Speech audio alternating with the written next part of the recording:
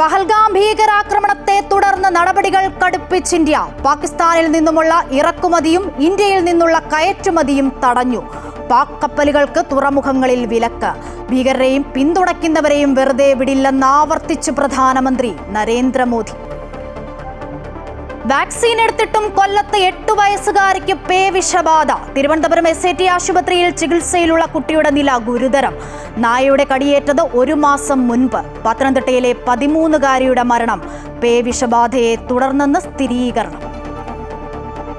Kozhikode medical college ആശുപത്രിയിലെ അത്യാഹിത വിഭാഗത്തിലെ പൊട്ടിത്തെറിയിൽ അന്വേഷണം ആരംഭിച്ചെന്ന് ആരോഗ്യമന്ത്രി. ഷോർട്ട് സർക്യൂട്ട് അല്ലെങ്കിൽ ബാറ്ററി തകരാറാകാം അപകട കാരണമെന്ന നിഗമനം. 5 പേർ മരിച്ചത് പുക ശ്വസിച്ചല്ലെന്ന് പ്രാഥമിക പോസ്റ്റ്മോർട്ടം റിപ്പോർട്ട്. ആന്തരിക അവയവങ്ങൾ കൂടുതൽ പരിശോധനയ്ക്കയക്കും. കോഴിക്കോട് വെണ്ണക്കാട് തൂക്കുപാലത്തിന്റെ നവീകരണത്തിനായി തുക അനുവദിച്ച് കൊടുവള്ളി നഗരസഭ. ഈ മാസം തന്നെ പണി പൂർത്തിയാക്കും. നടപടി അമൃത വാർത്തയ്ക്ക് പിന്നാലെ ടോപ്പ് 10 ഇംപാക്ട്. പ്രമുഖ നടൻ വലിയ തെറ്റിന് തിരികൊളുത്തിയെന്ന ലിസ്റ്റിൻ സ്റ്റീഫന്റെ പ്രസ്താവന ഉന്നം വെച്ചത് നിവിൻ പോളിയെന്ന് സൂചന. ലിസ്റ്റിന്റെ പ്രസ്താവനയ്ക്കെതിരെ നിർമ്മാതാവ് സാന്ദ്ര തോമസ്. പരസ്യ പ്രസ്താവന മലയാള സിനിമയിലെ നടന്മാരെ ആകെ സംശയത്തിന്റെ നിഴലിലാക്കിയെന്ന് സാന്ദ്ര.